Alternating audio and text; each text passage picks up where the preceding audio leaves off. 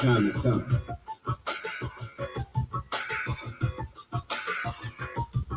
It's over.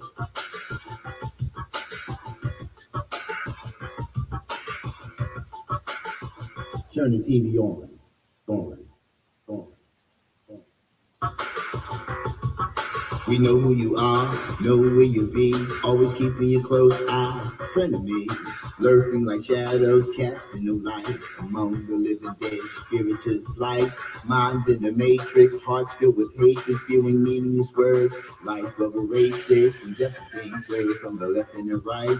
Roosting chickens, mind by smite.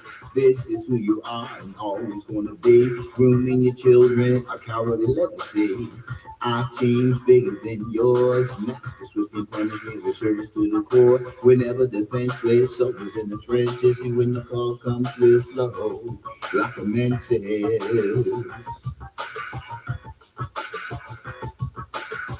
Our team's bigger than yours. Master swift punishment with service to the core. Whenever defenseless, soldiers in the trenches, and when the call comes, we'll flow like a mental.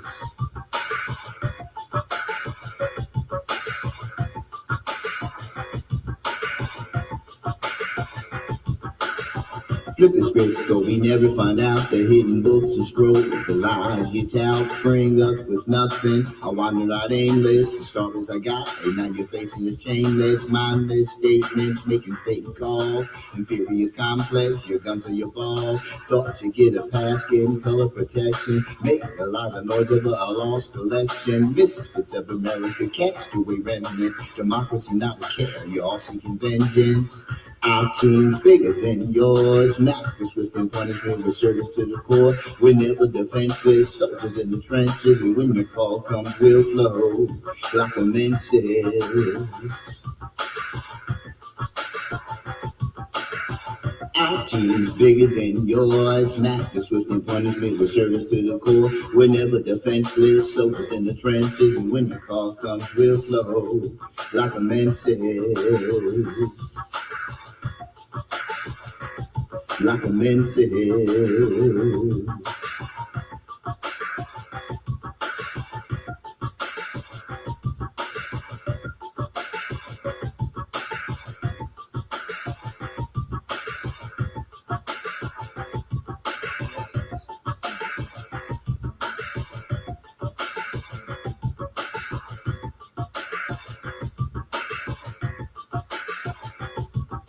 Speaking in past, you're hooked on the gas, so full of hatred, you're ready to crash. Loyal to gangs, killing your brothers, abandoning your families and still blaming others. Blinded by blame, material wealth, self-professed leaders, informants and stealth. Neighborhoods on lockdown, you can't put the Glock down. Family subsidized, doing life on the block now.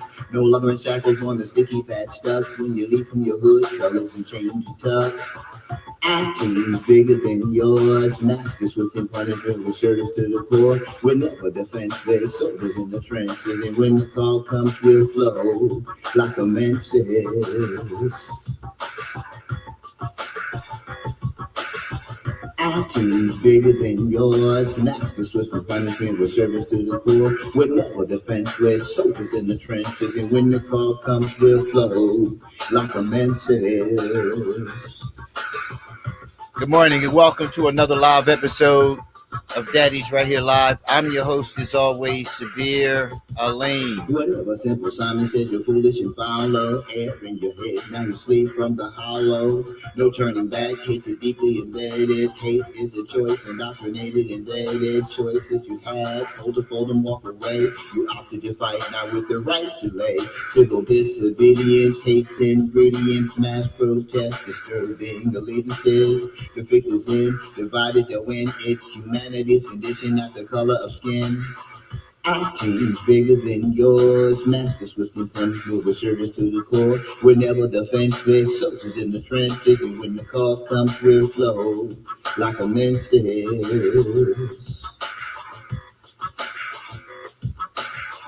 Our team's bigger than yours. Master swift and punishment with service to the core. We're never defenseless. Soldiers in the trenches, and when the call comes, we'll flow like a man says. Our team's bigger than yours. Good morning, good morning, good morning, good morning. What's going on? What's happening? What's popping? I can tell you what's dropping. My camera signal for my other link for YouTube. So let me make a quick adjustment on here. Switch to another camera. There we go. We're there. We're there for a moment. I'm not sure why we keep popping in and out, but here we are again. So, welcome to another episode of Daddy's Right Here Live. For those of you on YouTube, please know now that you can also find Daddy's Right Here Live on TikTok. TikTok has been so welcoming. Thank you all on TikTok for joining in to the show. Daddy's Right Here Live. If you're not familiar with Daddy's Right Here Live, Daddy's Right Here is a nonprofit family services organization that seeks to decrease father absenteeism. All of the shows address personal growth and development, enabling an individual to improve the relationship between them and their child and or the mother or the father. Yeah, it's about improving relationships, so you hear Daddy's Right Here. The focus is on fathers improving those relationships. However, we do know that if you say father, there's a mother. So that relationship needs to improve as well. Um, and again, we keep going through this change here with the camera. So I just switched over the camera to the other one, and we'll find out later what the issue is. But yeah, so we got a lot going on. Today's show was about boundaries. Knowing no. No. KNOWNO. No. Right? A lot of times we find ourselves in situations that are uncomfortable. We really don't want to do things, and we turn around and we say, okay, anyway, it's in total inconvenience. It's not something you really want to do because this person has not reciprocated the same energy. Whenever you ask them to do something, they always have something to do. They always have somewhere to go. Um, it's like you can hear the inconvenience in their response to your request. But whenever it's you, it's always okay. Yeah, I do it, and you really don't want to. You really want to say no, and you have your reasons, justifiable reasons for saying no. But even when you start out, I don't really think I can do it. You listen to their plea and you eventually submit. Okay, I'll do it. But then the whole time you're doing it, you don't feel good about the fact that you're doing it. You don't like the idea that you're doing it, but you're still doing it. You're still doing it. Been watching the news, and I'm sure it's like everybody is pretty much talking about it. Excuse me. But we all saw the meeting with Zelensky, uh, Donald Trump, and Vance, and others, which was supposed to be a sort of a meet and greet, a basic introduction as to what's happening, what we're going to do. But in the course of that meeting, uh, Donald Trump, President Trump, and Vice President Vance went on the defense. Now, all of us are going to be at some given time in situations where we we know that this is not the venue for this type of engagement. But it was clearly stated by President Trump um, to Zelensky. But this is not the appropriate time to have this type of a conversation. This is something that we should be discussing, right? But since you want to go there, I'm going to go there with you. And he went there with him. And everybody keeps talking about how embarrassing uh, Donald Trump was to the country in this role of leadership, we all lost sight of his humanity. His humanity. How many times have you been in situations where we're at a particular event, right? And there's something that somebody wants to talk about with you because they now have that opportunity to talk to you about a particular thing. And you tell them, well, hold, listen, can we do this later? And they continue to pursue it.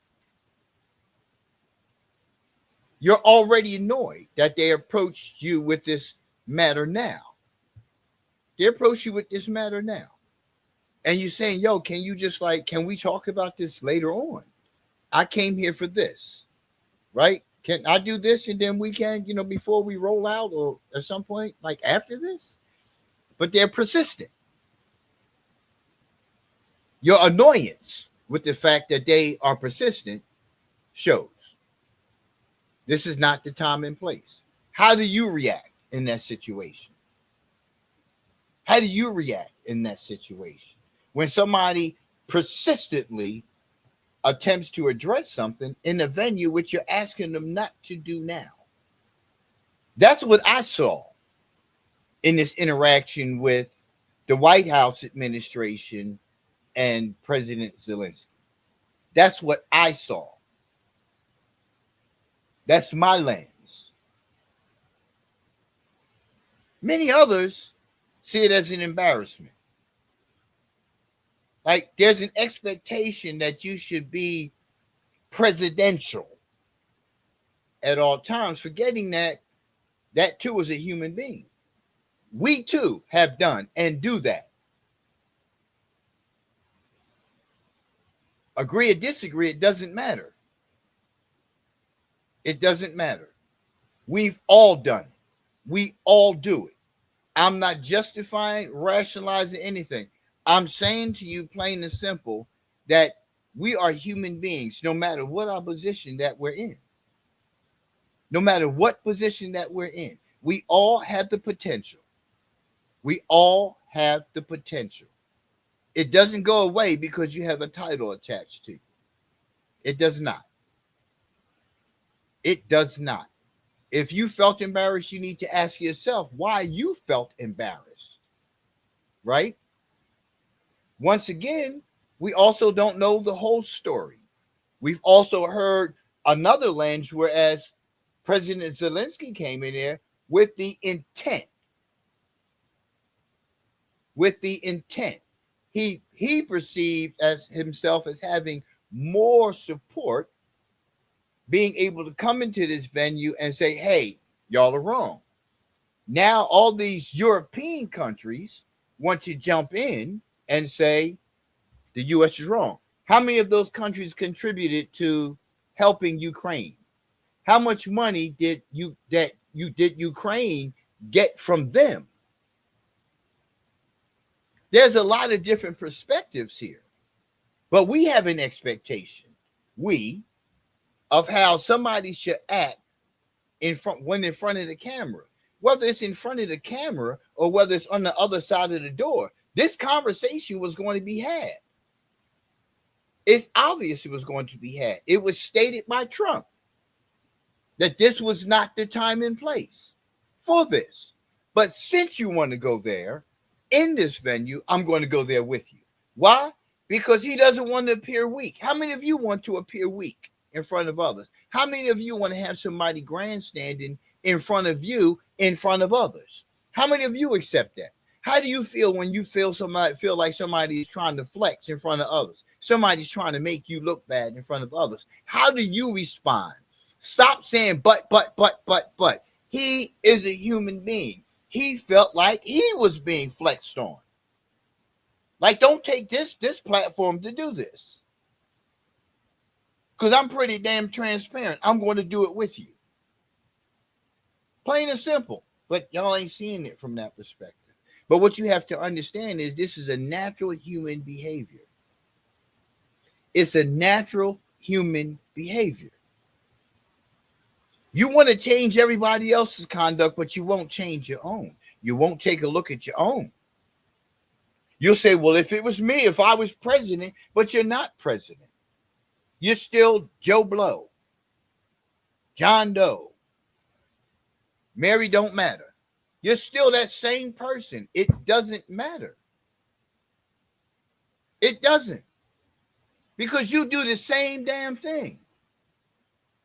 You're probably offended now that I'm saying something to you, pointing out one of your less endearing traits, pointing out your humanity.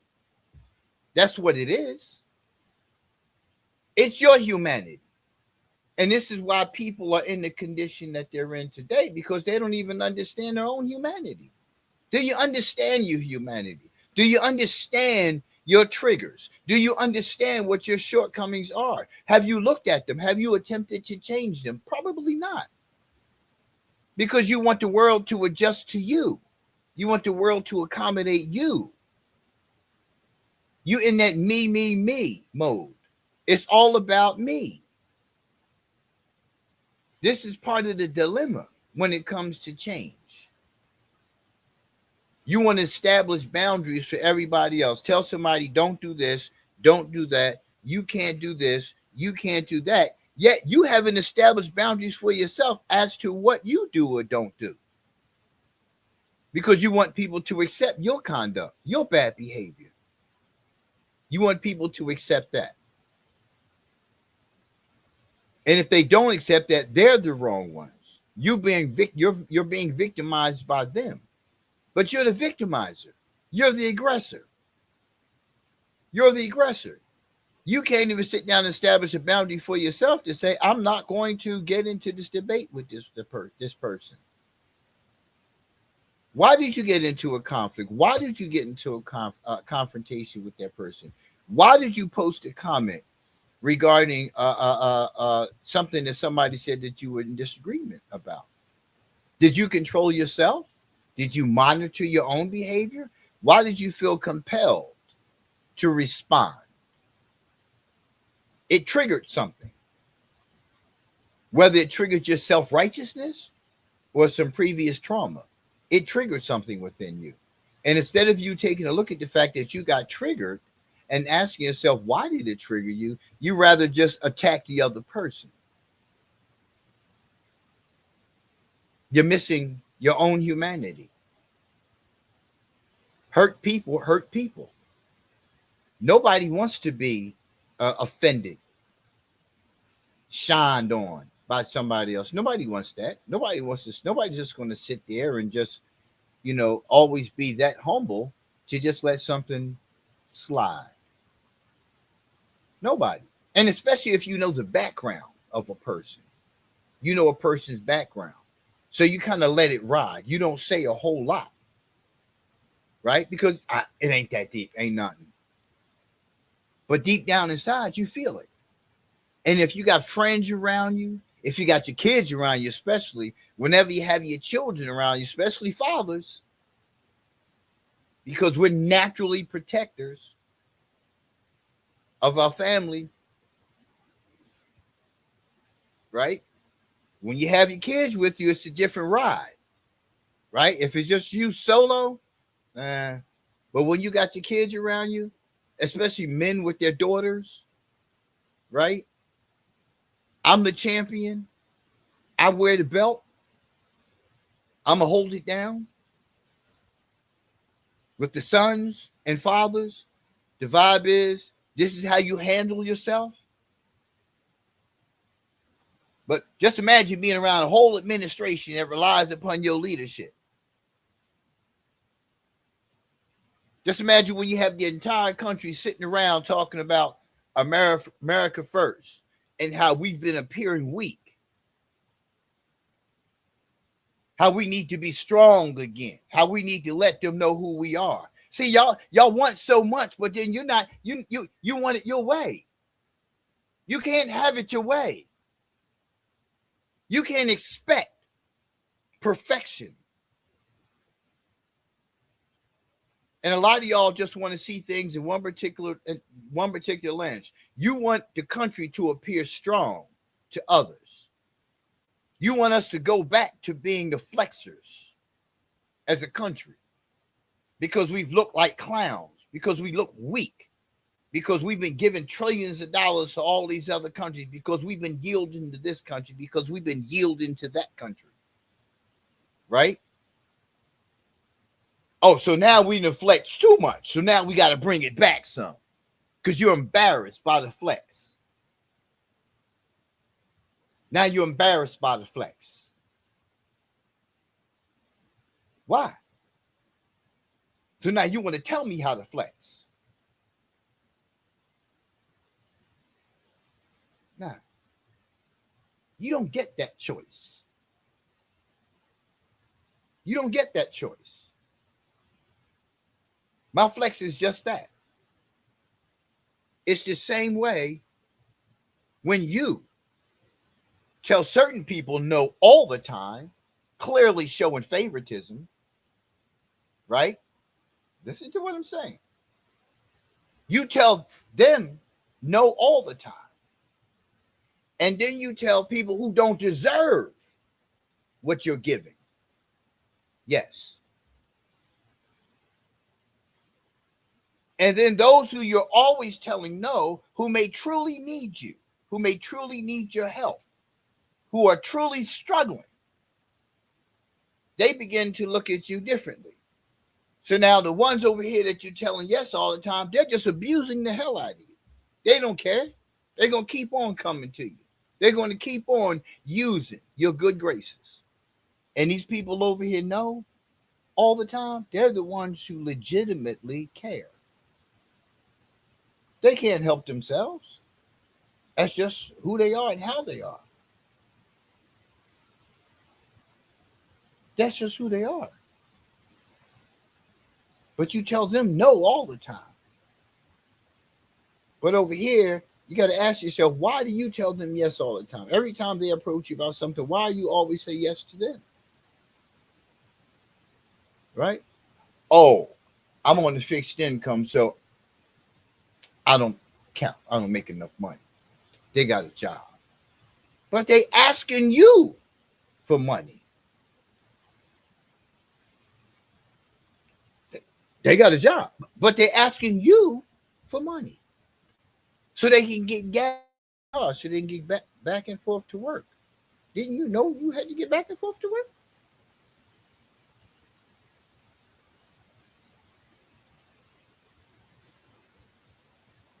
What is it about this person that you continue to tell them yes, or you can't tell them no? Why can't you tell them no? Why can't you tell them no? Did you ask yourself that question? So, the article today, Demetrios Satiris, MD, right? Art has this article, 5 common mistakes when setting boundaries. Avoid these traps to be more effective in setting boundaries. So let's go into it. We've all been there. Someone reaches out with a last minute request. You barely have enough time to take care of your basic needs, let alone add one more thing to your to-do list. Before they even complete their sentences, you know that you need to decline their request.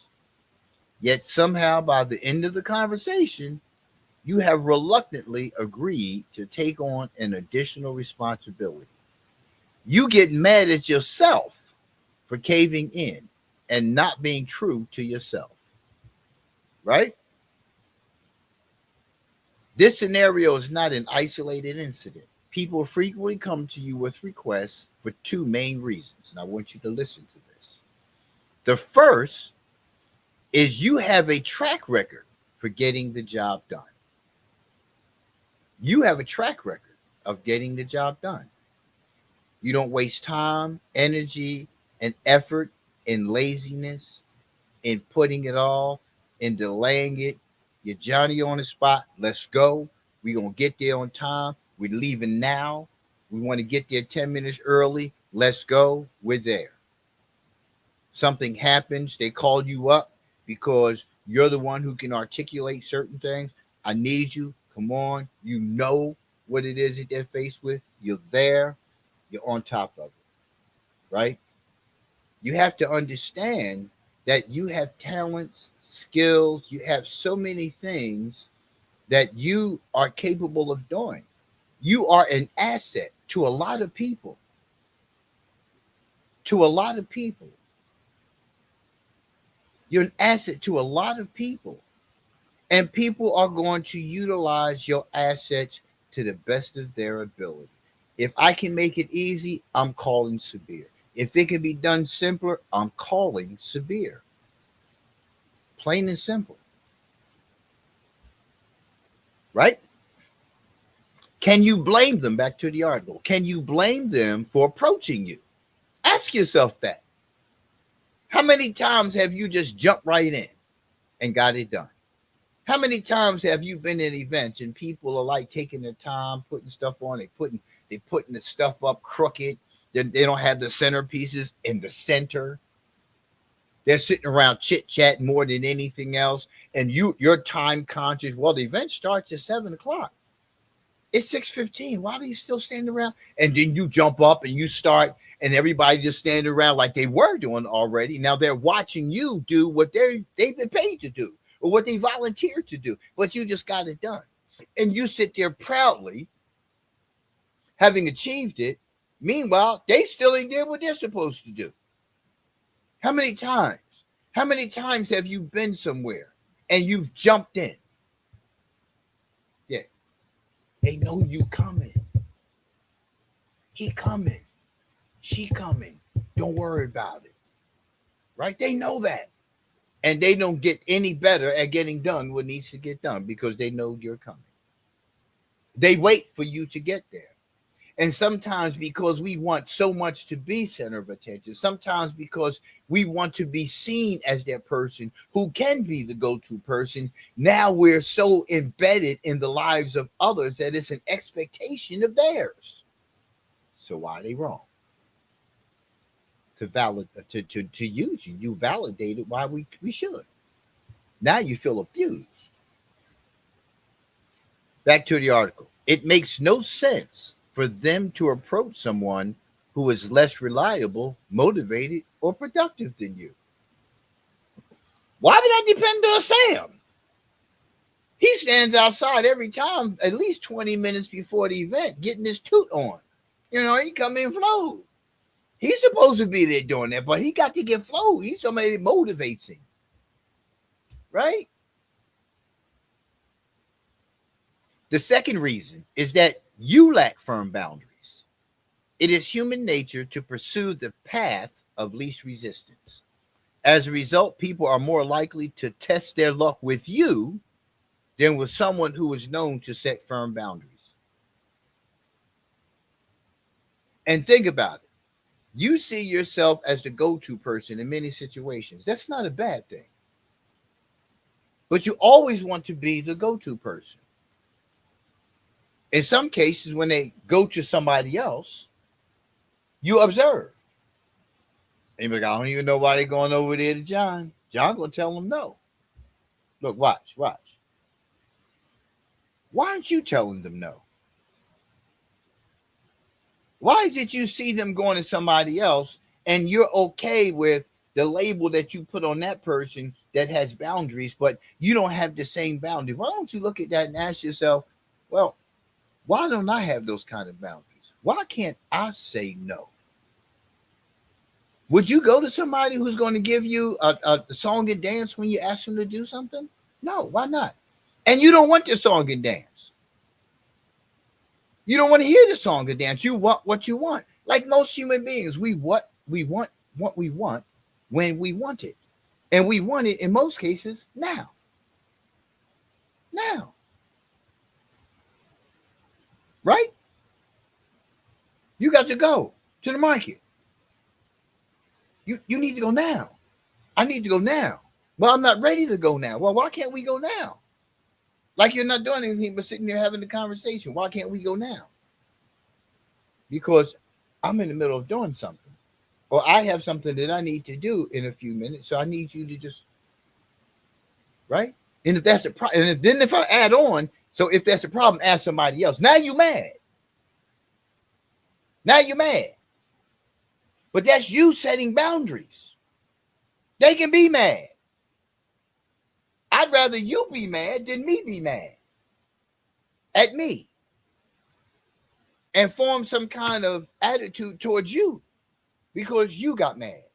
No, I failed to set boundaries. That's not on you. That belongs to me. Once you know that, I'm not just going to jump up and run. You'll stop coming to me like that. Just like other dude. You'll stop coming to me like that. You'll come to me ahead of time and say, hey, listen, I don't know what's on your schedule today, but would you have any time today that you can be able to? Yeah, well, let me look at my calendar. Let me check with my wife. Let me check with my husband. Let me, because I forget things. So I need to be able to say, yeah, I need a minute. Because as soon as I say, yeah, and then I forgot about something that I need to do for the kids or that I need to do for the wife or anybody else, now I'm in a dilemma. So now I'm pressed because I already told you, yeah. But I already told my wife, my first obligation is my wife and the children at home. That's my first obligation, right? So I need to make sure home is taken care of before I start taking care of anything else outside of my home. But when you tell people that you have to check home first, and especially if a dude tell another dude, I got to check with the wife, like check with the wife. Yo, man, what? You done got soft? No, I got responsible. I got responsible. That's my wife. That's my husband. Oh, girl, come on. He, just put a little something on him later tonight. No, it don't work that way. My husband ain't falling for that one. No. That ain't what our relationship is based on, is founded on, is grounded in. No. It's about mutual respect, trust, loyalty, effective communication. We talk to each other. We make decisions, but we talk to each other first. Unless there's something that comes up. And if there's something that comes up, then it's a conversation. But you ain't going to be what's going to come up for me to interrupt what I got planned with my spouse to go do something for you because of your lack of planning. Lack of planning on your part don't make it an emergency on my part. And you need to understand that. You didn't plan. That's not on me. But you don't want to hear that from somebody, right? You don't want somebody to tell you that you failed to plan. And failing to plan is what? Planning to fail. You understand what I'm saying to you? So it's not on me to correct you for what you're failing to do. It's on me to ensure that I have boundaries set with you and everybody else. Because when people start being the dictators of when you do something, they control your life. Then you walk around depressed and all pressed and all frustrated and aggravated and with all kind of other medical conditions now because you're so stressed out and you're so overwhelmed because you're so busy helping everybody else. But just like when you're on the airplane, they tell you when things happen, if it's going down, you put the mask on yourself first. Save yourself first. And then you start saving your family. And then you save your family. You can't save your family if you ain't saved yourself first.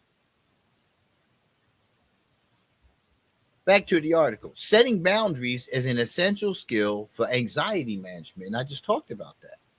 Never saying no to others is a surefire way to end up spread too thin. And I don't pre-read these articles, just so you know. I like the topic. I like the subject matter. I'm not sanctioning anything in the article. I don't agree nor disagree. Doesn't matter. I look at the article. I like the content. The article is the article. That's why I give you the author's name. Right? Constantly putting the needs of others ahead of your own is almost a recipe for burnout and exhaustion. And this is the same thing in a relationship at work with your employer, right? You go to work You work your behind off. You do everything and above, right? And then you got people who sit around who do absolutely nothing, right? So the supervisor keeps coming to you, and you be like, "Well, why can't you go to Johnny? He's sitting right there. He don't do nothing." Yeah, but I know you're going to get it done. Don't you get it done? Absolutely. You get it done. So you keep getting it done. You keep getting it done. You got a session scheduled for today. Your session didn't come in. So now, because you don't have anything on your agenda for the next hour, you can go ahead and you can catch up on some other stuff, or you can get ahead on some other stuff. But no, no, no, no. Listen, you know, Jack is out today. Uh, Mary's here for an individual session. Can you take that session? Oh, sure. I like Mary. Yeah. Now, that hour that you had that got freed up because one of your people didn't come, you could have got something else taken care of. Now, here you are staying a little later on Friday simply because you didn't take advantage of that session that you had that was canceled that afforded you the opportunity to do what you needed to do to get ahead for Monday. Now you've done this. Now Friday comes, you got to stay a little later. What happens on Fridays? Oh, well, we get with the squad. We go and we, get our drink on, and the little appetizer thing package they got going on at the restaurant. We do that. I can't make it. I can't make it. Now I'm frustrated because I can't make it. And that's how my weekend usually starts. So now Friday is shot. Saturday, you got to do the shopping thing with your family and all that stuff. Sunday, you're going to church or you're trying to get some sleep all day. Now, when Monday comes, you got an attitude because you didn't get a chance to do what you usually do on Friday. Now you're coming into Monday pressed, and Monday there's always some emails or something that happens, and you do that week after week. Imagine what that feels like after a year, 2 years, 3 years. Understand? So now you feel this. Now, every time it's time for you to go to work, you get anxiety. Your anxiety starts on Saturday. It increases on Sunday. By the time you get to work on Monday, you are so filled with anxiety and agitation because of one day that you didn't utilize. But it's what you do all the time. Somebody not showing for a session, it's time for you to do something else. There's other things that you can do, right? But no, they keep going to you, and you like them to come to you. You actually think for a minute that them coming to you and you doing above and beyond it doesn't increase your paycheck when you go above and beyond, unless that's something that was agreed. It doesn't increase your paycheck. It doesn't decrease their paycheck. The ones who are doing nothing, they don't get less. You don't get more. Doing your job is what gets the attention. Going above and beyond is choice. So don't get mad at them because they keep coming to you. Stop allowing it to happen. That's it. You're not going to get an increase in rank and position simply because you go above and beyond. They say it, but that's a Jedi mind trick. It's a psychological trick because they want to be able to keep coming to you because you can get it done. So they keep coming to you. They know you're inconvenienced. That wasn't on your schedule. That wasn't on your agenda, but you stopped doing what you were doing to go do this. I do my job. I do my job. And sometimes I have to do a little more to ensure that the job is done. But if I find myself doing a little more to ensure the job is done, I have to look at my current structure and ask myself why it's not being done within that time frame. Everything can't be done in the course of a day. In the course of a day, I would get, I don't know how many emails all day long. All day long, I'm receiving emails. All day long. I'm responsible to ensure that I'm responding to these emails and be on site and address those matters and any other meeting that may come up that the administration at the institution may have going on. That's my job. That's my job. You can't do everything. You're scheduled for 8, right? If you're in a position of middle management, senior management, that you on a schedule. It's no 8. So you do your best. But it's a minimum 40 hours. Right?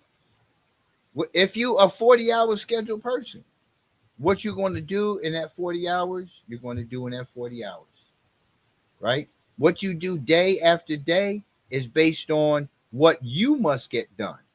Nobody's going to come along because you decided to go help John out on a project. Nobody's going to come along and volunteer to help you. Don't expect it. Don't expect it. That's your job. That's your responsibility to get that done. So because you decided to go help John out, don't expect John to come and help you out just because you went to help John out. That's your thinking. That's your thinking. That's your expectation. You got to get your job done. If John decides in the course of his day that he's going to jump in, he's going to reciprocate what's big. That's great. That's fantastic. Don't expect it. Because you don't know when John's going to be called into the office and told that he needs to get his work done and that he's not getting his work done and he's not stepping up to get his work done, so he can't come help you. And you keep coming to help him is helping him get done what he needs to get done for the purpose of his job, but he can't do it. So instead of him getting help from his supervisor or whatever the case is, you need to get your job done, dude. So you got to look at the whole picture. You can't be the knight in shining armor for anybody until you have a structure within yourself that says, I have boundaries and this is what I'm going to stick to. No is no. No, no. Right? Here are 5 common mistakes that interfere with your ability to set boundaries. Number 1, you ignore how you feel. Right? Emotions are not in your head. You can feel them throughout your body. Feeling anger, sadness, or anxiety can come with a host of physical symptoms. When someone approaches you with a request, pay attention to your body's response. It tells you how to respond before you even say a word. As they speak, you might feel muscle tension, irritability, a lump in your throat, a pit in your stomach. This is a signal from your body to say no.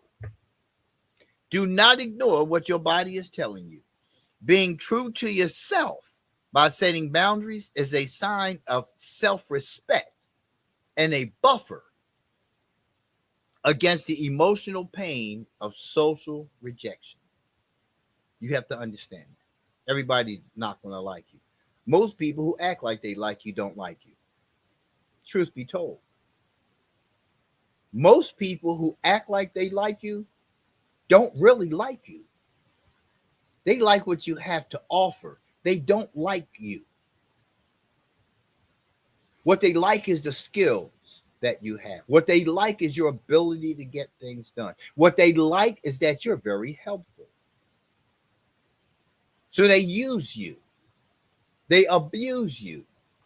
And as soon as you tell no, they accuse you. Yeah. Yeah. Pay attention. Save yourself first. Stop trying to save other people. Save yourself first. You have to. Because they're not going to be there when you need them. They're not. I guarantee you that. They're not going to be there when you need them. You know why? Because they set boundaries. Because they know how to say no. Not having boundaries is your issue, not mine. As long as you keep saying, yeah, I'm gonna keep on going with you, Hey, hey, listen, you got a minute this morning? Joe ain't come in. We we know you gonna get it done. Yeah, we know you gonna get it done. You want some coffee? How about lunch? Right? They pump you up. They pump you up. Yeah, they pump you up because they want to get what they need. Right? So pay attention to the signs. Pay attention to the signs. You know as soon as Joe come to you, you know what's coming. And you feel it. That's why it's saying, number one, don't think it, feel it. Feel it. What is your body just telling you? You feel it. Nope. Say it proudly. No, I cannot help you. You don't have to go into any long drawn explanation. Nope, I'm not available. Well, what you mean? You only got 3 sets? No, I'm not available. Who the hell are you to look at my schedule, know how many people I got on my schedule that I need to see today, and determine what my work structure is going to look like for the day? That ain't your job. People do that. That's what they do. Oh, John only got, Sabir got like, I'm a go to, and that's what they do. Ain't that what you do? Huh? Yo, Mike. What up, Mike? Yo, man, you listen. I'm overbooked today. You got 3 on your schedule. Can you pick up one of them for me? Appreciate it, man. So now you took on another hour and took away from another from hours of where you could be getting your stuff in order. Right? Now you done took on another task of taking Miss Mary to the market, right? And you know how long it takes Miss Mary to shop. So that half day after 12 that you thought you had after your morning duties on Saturday, now the other half of the day is going to get eaten up by about another 4 hours. Because you got to go pick Miss Mary up. You got to wait for Miss Mary to get dressed. You got to wait for her to finally get out the door. Then you got to wait for her to get in the car because she spends another 20 minutes talking to the damn neighbors while you sitting in the car pissed, right? Trying to be nice. Now you're talking to Miss Mary through your teeth, right? Now you got to stop in front of the store. You got to get Miss Mary out of the car, right? Got to help her with her stuff to get out of the car. Right, you got to go find a wheelie for it. Now you hold on, stand here, Miss Mary. Now she pissed at you because you ain't find parking close enough. Now you got to walk all the way from the other side. Then you got to go find a wheelie. Then the wheelie you get don't work. Right, you got to go through the whole scenario. You got to go through the whole scenario. Right, then y'all in the store. Right, then Miss Mary pull out her list. Now she's not, electronically learning. She ain't trying to get on electronics, so she write it down. And damn, Miss Mary can't even read what the hell she wrote. Right? So now you got to read it for her. Now you can't even understand what Miss Mary wrote. Right? And you spend all that time. But listen. But you said that you would do it. So why are you gritting your teeth while talking to her? Why you keep looking at the phone? Ain't no sense in looking at the phone. You can't do nothing until Miss Mary is done. But you knew this. You knew this. Yeah, you knew. What's going on, TikTokers? Thank you for tuning in. My folks on YouTube, thank you as well for tuning in. I'm new on TikTok, but I'm not new to the block. Been around since 2006, 2007. I think is when I did the first live activity for Daddy's right here. But so it's a matter of you have to set that boundary. You gotta take a look at no, absolutely not. I don't care if it's your wife or your husband. It doesn't matter. I got this scheduled, right? You're going to find a way probably on getting it done. Things do come up. But if you don't have the conversation, like my wife knows, like I like structure. I'm structured and I get frazzled, when I'm outside of my structure because I'm always planning, right? And she know I'll and get it done. But it's a matter of still, those conversations need to happen. You need to set those boundaries with one another as well. You can't plan your day off with me. You understand? So I'm saying you can't plan a day and then have structured in your day what you want me to do, unless you've had that discussion with me. And a lot of times we do that. We take advantage, of one another, and we'll plan things. And then when the other person say, "Well, I can't," then we upset. But when I plan my day, right, I plan my day of what it is that I have to do. Unless there's something that you already told me we have to do, then I plan around that. Right? But we can't just think just because that's our spouse, just because that's our ace boon coon, our ride or die, our homie, our lover, friend, whatever, that we can just plan our day and say, "Well, now I'm going to know you're going to take me." No, I'm not going to take you. And now you in your feelings because I'm telling you no. Well, I should be in my feelings because you're not respecting my boundary. You're not respecting my boundary. And that's what relationships are about. I don't care if you hate me. I don't care if you're racist. I don't care what you are, but you're going to respect my boundaries. It's going to be about mutual respect. It doesn't matter. Doesn't matter who it is. And because it's your most loved one, doesn't mean that they get a pass either. You understand what I'm saying?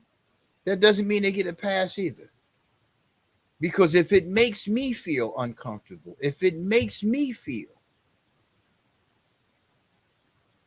any kind of negative way, a way that I choose not to feel, if it weighs on my spirit, that's on me if I allow it to continue to happen.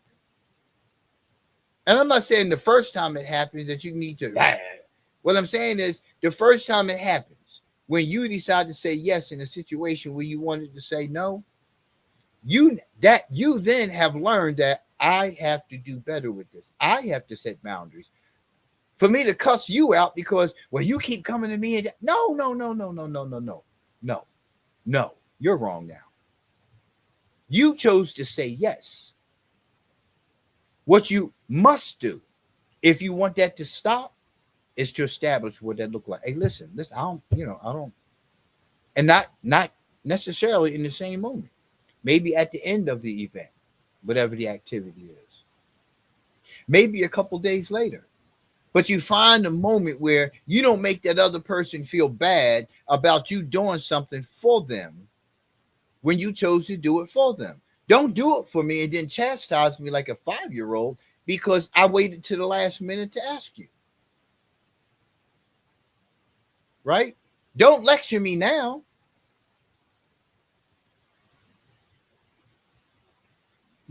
It's a way to approach things. It's a time for everything.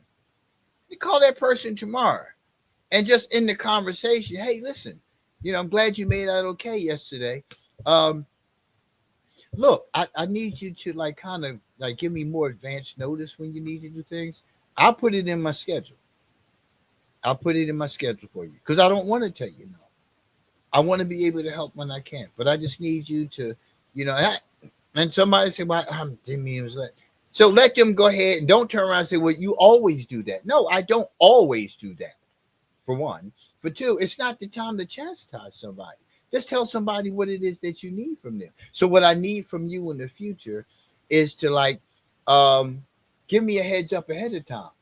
I'll put you in my schedule so I can make sure that I'm there, that I'm on time, that I'm not rushing you and pressing you because I'm aware. I don't like having to press people and rush people to do something. I want you to be able to handle your business and not feel like you're pressured to hurry up. It's a way to approach things. But you have to understand that it's not that person that needs to establish that boundary. It's you who needs to establish that boundary. If they choose to, at some point in time, establish boundaries of themselves as to when and how and all that else, that's on them. That's not on you to do that for them. That's on you to do it for yourself. You do that. You do that. They don't have to do that. Right? Number two, in an effort, you over explain yourself. See, this is what I was just saying. In an effort to cope with difficult emotions such as guilt and the need to please, you tend to overshare the reasons for saying no. This tactic can backfire with someone who was masterful at manipulating you to get what they want. Yeah. And that's what I mentioned, favoritism, right? And how people see when you say, yeah, over here, when it comes to me, you say no. And then they can give you a picture of that person, how that person actually does use and abuse you and takes advantage of you. Hold on. So your verification thing goes on. Hold on. This thing is not setting in. It's really odd, Al. Okay. All right, there we go. But they have the picture of the other person, and you get to explaining things, and you find yourself in a trap because now they see what the other person does. They know who the other person is, and they know that you know, and they want to know, why do you feel this way about me? Why do you feel this way about me? Right? Because I don't hang out with the clique and I don't fit the mold to what, but are we supposed to be cool? Okay. And then, they'll eventually get what they want. And then now the same way they've identified those people over there who you say yes to, who abuse you, now they become part of that group too. Because now they know how you ride, because you've given them this explanation as to why you say yes to them. So now I'm going to become them so I can be on the yes side.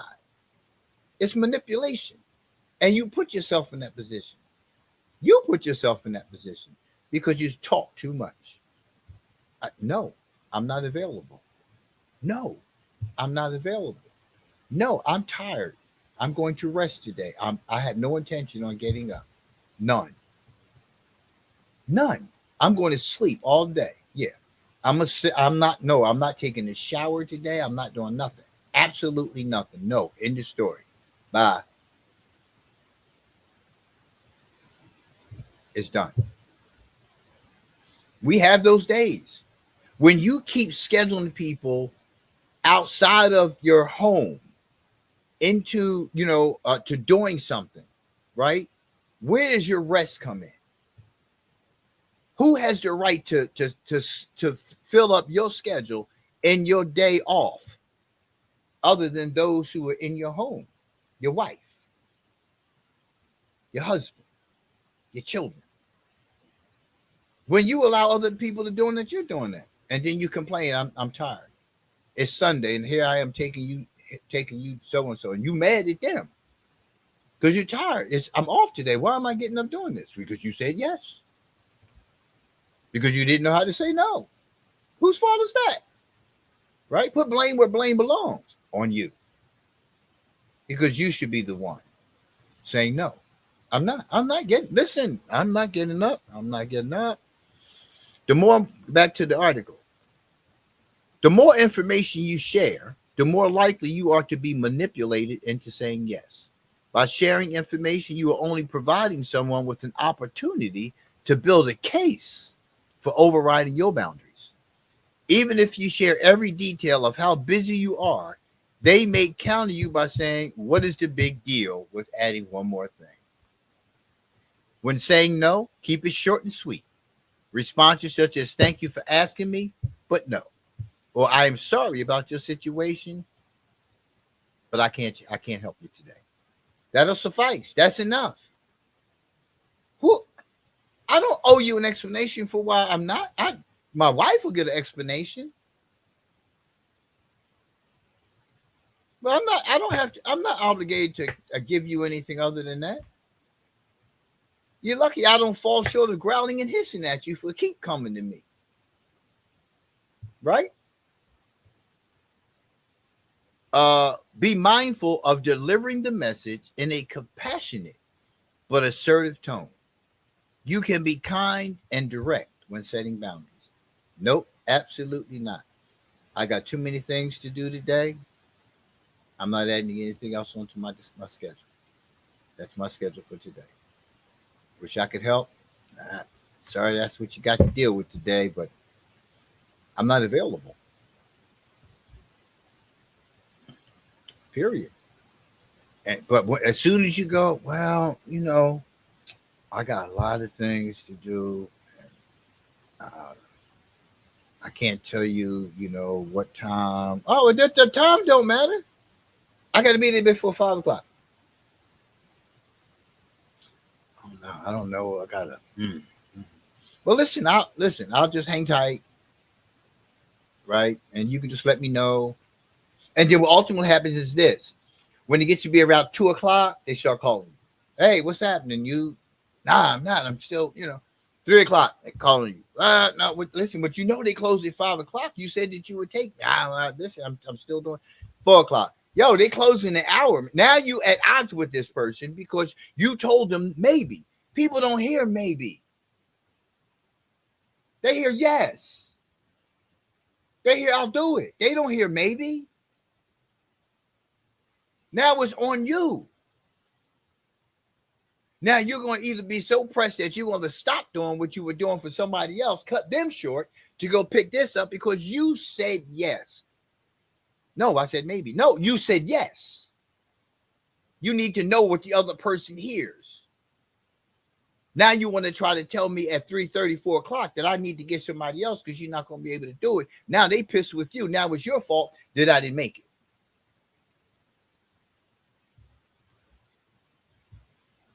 You gotta, number 3 on this list of how you can avoid making a common mistake of not setting boundaries. Number 3, you delay giving your response. Yeah, that's the big one.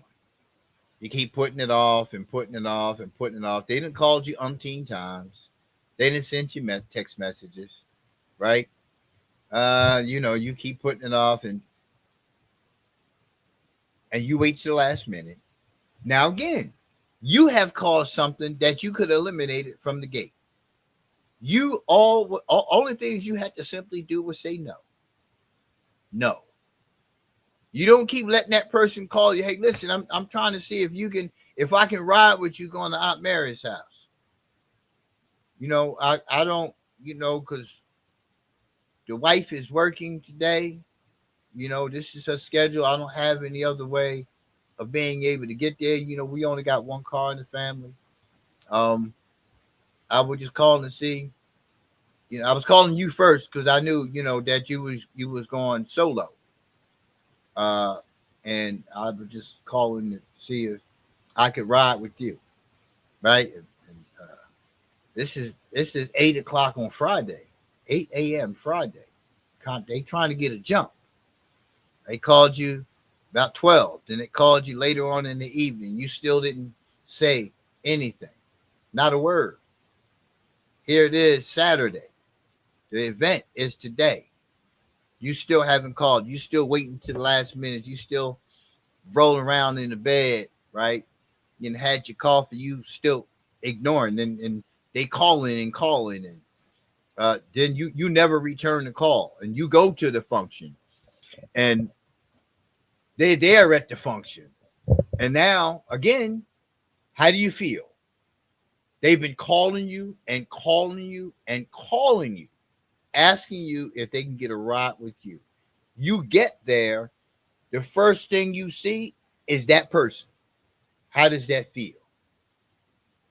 Now you got to come up with a lie in your head. You could have eliminated all of that. Now you're uncomfortable. Now you're either avoiding that person, right?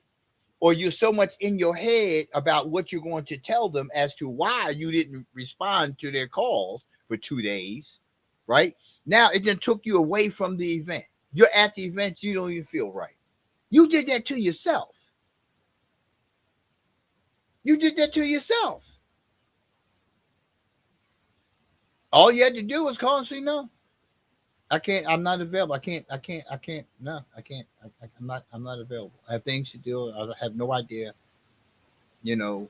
What my time is going to look like today. So I'm sorry, I can't help. End of story.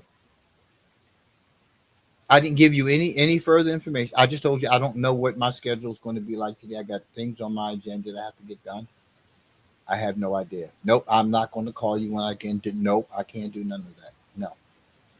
Hey, listen, I'll talk to you later, okay? End of story. You don't need to give and over explain.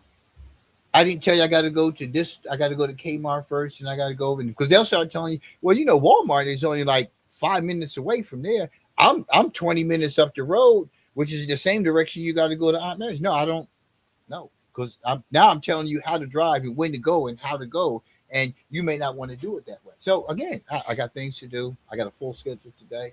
I'm going to try to get by there myself, but I can't say that I am. But I can't help you today. It's you got to look at what you're saying. It's talking about using tact. Be tactful, right? Being compassionate, being empathetic, but also like planting my feet on the ground. I'm not available. Plain and simple. What I have to do is I don't have to listen. I have things to do. Period. I got things to do. Now you either move on to another part of conversation, or if that was the intended reason for the call, then you just cut the call off. Listen, I got to go. I'm gonna holler at you later. All right, bye. Because we ain't gonna keep talking because it's gonna come up again.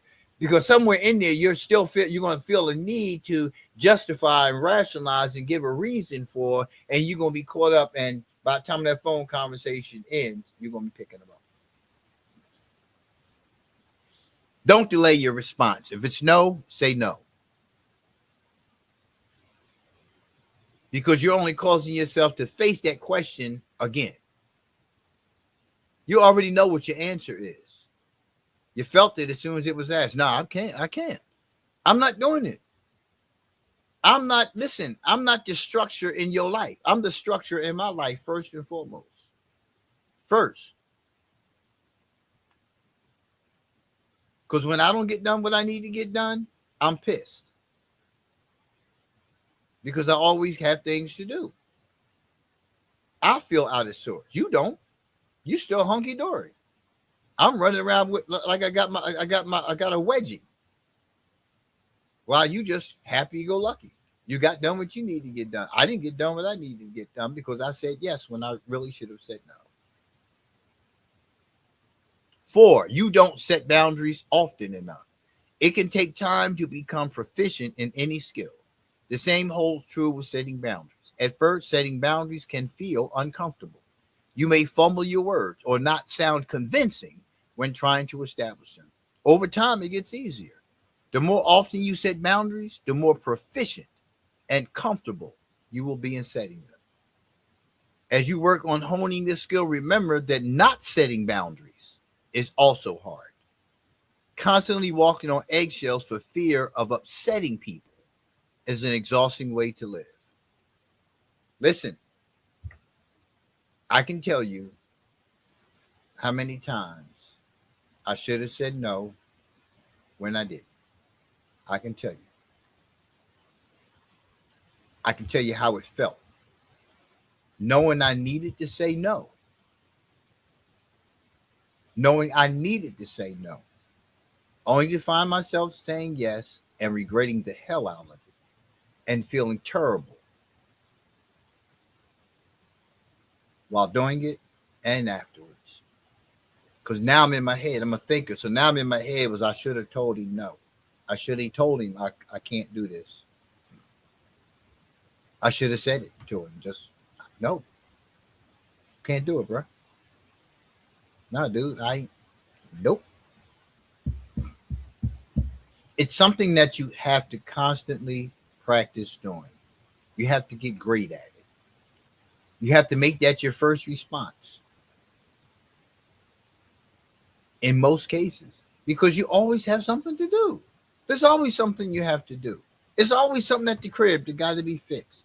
It's always that book that you've been trying to get to read. It's always that movie that you just want to sit down and relax and have. It's always that moment when you want to sit down, drink a hot cup of some herbal tea, and just listen to some seascapes, landscapes, something. It's always that moment that you can use for yourself. You keep giving every moment that you have for yourself to somebody else. What do you have to yourself? What do you have for yourself? Think about it. For real. It's nothing wrong with being this way. A boundary setter. This is your life. It's not somebody else's life. You allow people to dictate your life, that's on you. Don't be mad about it. Don't be mad about it. I want to do what I want to do when I want to do it. Plain and simple. And I have that right because it's my life. If I feel like doing it, I'll do it. If I don't, I'm going to tell you I don't. Yes, I feel it when I tell you no. Yes, I look for that wounded look in the eye. Yeah, I do. I do. But I have to look at me first. I have to look at how I feel first. If you're that unhappy when I say no, well, you need to take a look at why you're coming to me. You need to take a look at why you're with me. Because I have that right. I have that right. I know me. I don't feel like being around people all the time. I just don't. That's on my introvert day. I want to be by myself. And I'm more of an introvert than an extrovert. This situation here, I'm in front of a microphone, I'm in front of two cameras. I'm good. I'm good. I don't like being around a bunch of people. Most people are fake anyway. So I really don't, I'm good being by myself. Don't make yourself be in an uncomfortable situation. If you're not comfortable with it, even if you decide that you're going to do something, you have the right to change your mind. I can agree to go somewhere and it's going to be a bunch of people there. I have anxiety, right? If I feel anxious, if I feel uncomfortable, I'm not going. I'm not going. My wife understands that I have anxiety, right? And again, it's making people aware of certain things about yourself. That's fine. Like I don't know. I'm I took my meds, but I'm still feeling anxious about. No, I just don't. I'm not in that mood. I'm a thinker. I'm a doer. I'm a person. For me, like idle things, right? Although it's like it's a responsibility and a duty that I have to my family to participate in things. I also have to They also have to understand who I am. Like for me, some activities, man, just don't net me any kind of like. I don't feel like I'm progressing. I'm like I'm not producing something in that time. You know, it's just some things I'll be like, nah, well, we're just gonna be sitting around doing this. I don't, I'd rather be home doing my music, videos, the online e-commerce store, something. Or just chilling myself because I need it because I had just that kind of week. It's okay to say no. I've had a tough work week. I want to sit home all day Saturday and do nothing. Please allow me to do that. I've had a tough week. I need time to de-escalate. I need time to get my spirit settled. If I go day after day after day after day after day after day after day, that's going to change how I feel inside and be very snappy, very agitated. Right? Everybody around me suffers. Everybody around me is at risk for how I allowed myself to feel. I allowed myself to be in this position of being aggravated. I allowed myself to be in that because I didn't take the time and space for myself. That's my responsibility. It's not yours. No, I'm going to turn around and tell you, well, yeah, I snapped at you because I just had a rough week this week, and don't nobody want to hear that. You were just disrespectful to me. You just, excuse me. You understand what I'm saying to you? It's your responsibility. Number 5.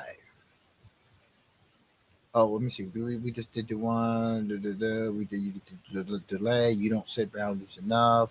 Uh, you set boundaries only when you're busy. This is the big one, especially when it comes to children. Right? I have a 2-year-old. So when you're just around the house all day, every day with the child, you're permissive. You may occasionally say something, but you don't like state. You're not consistent with it. But when you're doing something, it's the most annoying time, right? This is when the child knows. Children know when you get on the phone, like the 2-year-old. When we get out in public and she decides she wants to show her behind, right? You tell her to stop and she starts to whining, and then you tell her, take it down. She gets intentionally louder. Intentionally. It's to draw attention to her because she wants other people to be aware that there's a problem. And I know that I'm not going to get it in here in front of y'all. So she gets louder and louder. And she starts crying and yelling and screaming profusely because she knows she won't get it there. Sometimes she needs to get it there. Sometimes she needs to be taken out of that environment, and she needs to get it there. When she knows she's going to get it, she stops doing it as frequently. So that means that she needs to get it at home. You understand? She needs to get it at home. When she gets it at home, when she acts out, she knows that when she does it, she's going to get it. And she begins to change that behavior. When you're on the telephone and you're having a conversation, right? When you include her in the conversation, right? She thinks that every conversation should be included in. So this conversation that I'm having today is not a conversation she's included on. So she's doing the same exact thing then when she was included, now when she's not included, when she's excluded. Right? You have to be consistent. She doesn't know. She doesn't know. Right? This conversation is not for you. Bye. Go ahead, sit back down. This is not a conversation for you. Have a seat. Right? So it's things that children do. They know when to do them. When you're on the phone, you ain't paying attention. That's when a child sneaks off and goes get into something. I know you talking. And if you're talking on the phone and not paying attention to them, right? You're not addressing their behavior while you're on the phone. You wait till you get off of the phone. That's a problem. Because if you're not addressing it when you're on the phone, right? Addressing it after the phone call doesn't make sense. You need to address me while I'm on the phone, or I've now been conditioned to act out while you're on the phone because I know you won't do anything. I know you won't. Why? Because you don't want the person on the other end to be interrupted. Hold on a second. I need to address my child. Hold on. And address that behavior. If you don't do that, you are conditioning your child to continue to be that way. But the person on the other phone is getting more respect than you're giving to your responsibility. I don't care who I'm talking to. I can be on the phone for a job interview. I'm sorry. Can you hold on a second? My 2-year-old is like in something. I'm supposed to not do that because I'm in an interview. I have a child. They have children. I'm not going to just let my child go ahead and do what they're doing. That's being disruptive, or it's dangerous, or something that's going to be interruptive of this. No, that doesn't make sense. You sit there, they in the back, mommy, mommy, mommy, mommy, mommy, mommy, mommy, mommy, and you sitting there on the phone, and you trying to walk in different rooms. The sound echoes throughout the whole. No, excuse me, my 2-year-old. Let me hold on a second, please, thank you, and then come back to the phone. Right. So it's a matter of like, uh, you need to just get right to it. Get right to it. Be consistent. When you're consistent in the home, it's a lot easier when you leave out of the home, right? Um, to the article, the reality is that it is okay to set boundaries regardless of how busy you are. You can be selective in what you agree to take on, even when you have less going on. Give yourself permission to enjoy the peace and tranquility of going at a slower pace. In summary, boundaries are an important tool for anxiety management. Honing this skill can take time and practice. Be aware of the 5 traps that can interfere with your ability to advocate for yourself. To advocate for yourself. Stop crying, complaining, getting all upset with other people because you fail to set appropriate boundaries. Doesn't matter whether it's with a child, whether it's with a spouse, a colleague, an employer, your supervisor, somebody in the market, in line. You're responsible to set boundaries. You're responsible to set boundaries, right? But you also have to be aware of your consistency. Don't fail to set boundaries with somebody who you're cool with. That's an unrealistic expectation because, me and you are cool that I can do and say certain things. Nah. Because one day that person is going to say something that's out of pocket and you're going to be offended by it. Stop saying you're cool with everybody. That was one of my biggest reasons for, other than the inconsistencies within the text, but that was one of the biggest turnoffs for me for any fellowship. So whether it's church, masjid, 12 step, whatever, when you're part of fellowships, people think they have the right as being fellow members to say things out of their mouths because we're part of this together. Therefore, I have the right to speak on how you should be conducting yourself as a Muslim, as a Christian, as a Catholic, so on and so forth. We in this thing together, brother. I'm trying to make sure that you get to paradise. I get blessings for, when I do this and when I do that. We call it dawah. Giving you some dawah. Right? Because your foot, gotta straighten your foot out, brother. Nah, that's not Christian like behavior. So that was one of the biggest turnoffs for me. People had so much to say about your life, and that they need to be focusing on theirs. Because we ain't walking through them pearly gates together. You ain't standing before God in judgment with me. I'm standing alone, and it's already scripted for me, my conduct. But it's just you have people who do that, and that's you got to set that boundary if you're part of those groups. Like, hey, let me correct that. Because listen, I'm not doing this because I want your likes.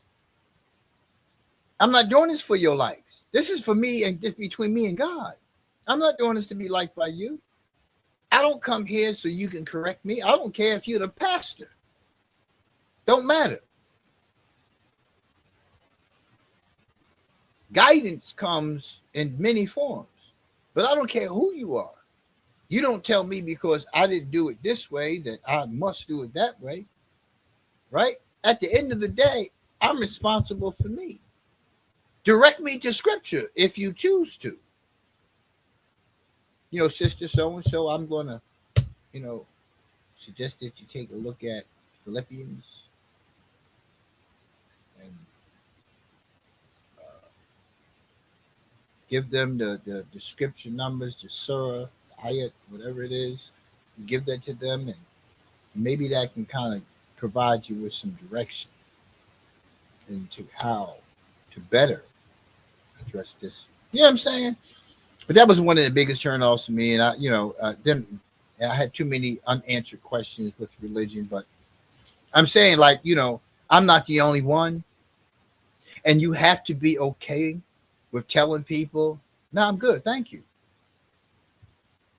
Thank you for the information. I'm good, thank you." But if somebody constantly comes to you and always want to tell you how you should be doing a particular thing, listen, Miss Mary, you're a wonderful person. I love you to death. But I don't need you to come tell me how to live my life as to be a good Muslim, to be a good Christian, Catholic, Jew. I don't need that. And I don't care what it is that you want to reference in terms of what a scripture says. That's your interpretation. That's what you live by. My relationship between me and God is just that. It's personal. I don't have to discuss it with anyone. So thank you. But please stop. Did you see that movie last night? Move on. Right? So, because many of you still practice the religion, and many of you hate seeing certain people coming. Many of you feel that person's presence, and you allow that person's presence to weigh on your spirit. Set the boundary and move on.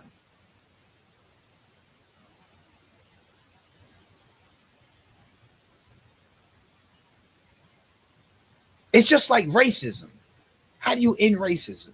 Stop talking about it. Stop making it significant.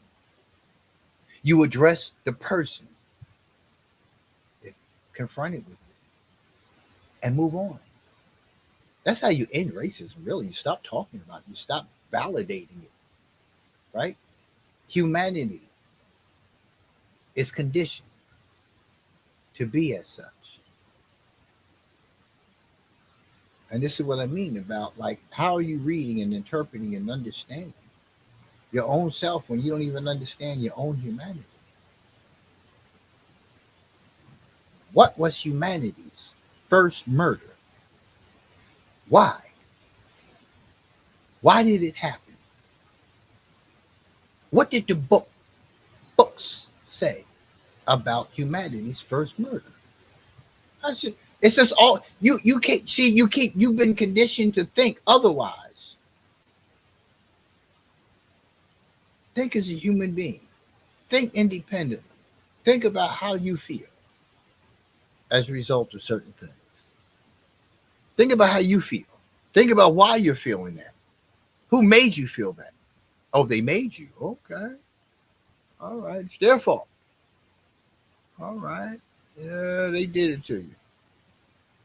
But listen, as always, it's a lot of things you can be doing on a Saturday morning at 10 o'clock than listening to me. But here you sit listening to me, right? And I appreciate it. Um, Stay tuned. There's more to come.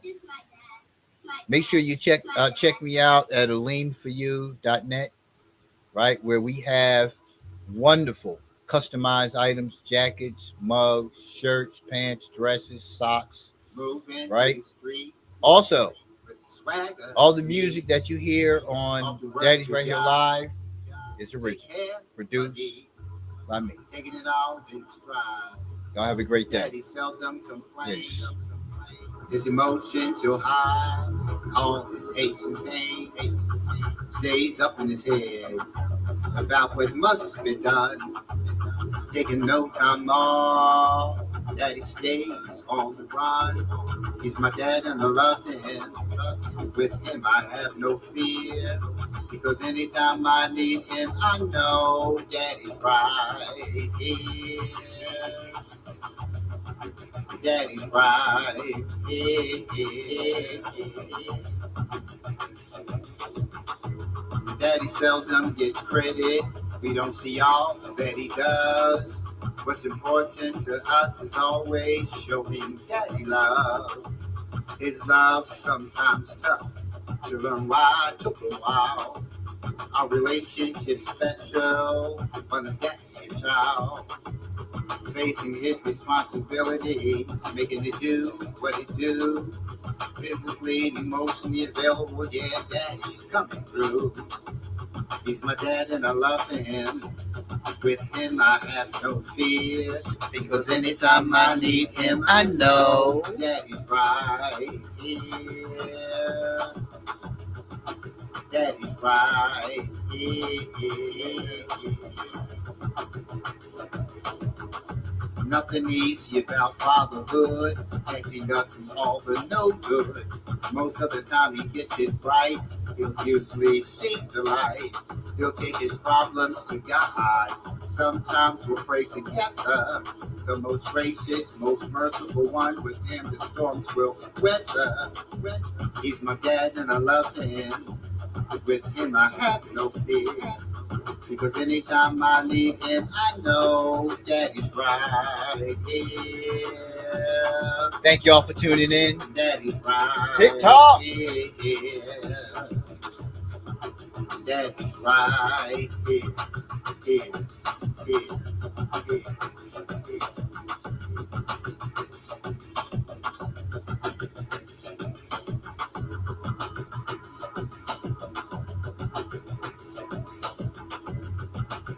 Hey, make sure you go to my Severe Lame Educational Station on YouTube, and you can see over 300 shows, previously recorded shows, previously done live shows. They're right there for you. Go ahead and check them out. Severe Lame Educational Station on YouTube. He wasn't no Rolling Stone. Daddy was bad to the bone. He never rolled with many. He tends to roll alone. With all he's been through, Daddy always stayed the course. Living life on its terms. God is his go-to source. He turned his life around, seeking refuge from the one above. Now we have the best of him, a daddy full of love. He's my dad and I love him. With him I have no fear, because anytime I need him, I know Daddy's right here.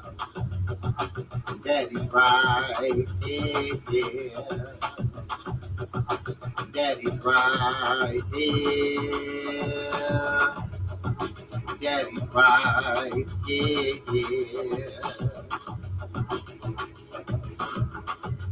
He's my daddy. He's my daddy. He's my daddy. Daddy's right here. Make sure y'all tune in next Saturday, 10 a.m. for another episode of Daddy's Right Here Live. I don't know what's going to be on my spirit between now and then, but we definitely going to have another great show, another great topic. Make sure you tell a friend. Tune in, and don't forget to go to alimforyou.net, ALIM, the number 4, the letter U.net. Check out all of our merchandise. Anything you're looking for that's customized, we got it. We're the best at it. We have the best prices. Compare for yourself. Compare for yourself, and you'll see that what we have is unmatched. Unmatched. Come on. Do your shopping right now. alimforyou.net. Y'all have a great rest of your weekend. We'll see you next Saturday. Peace.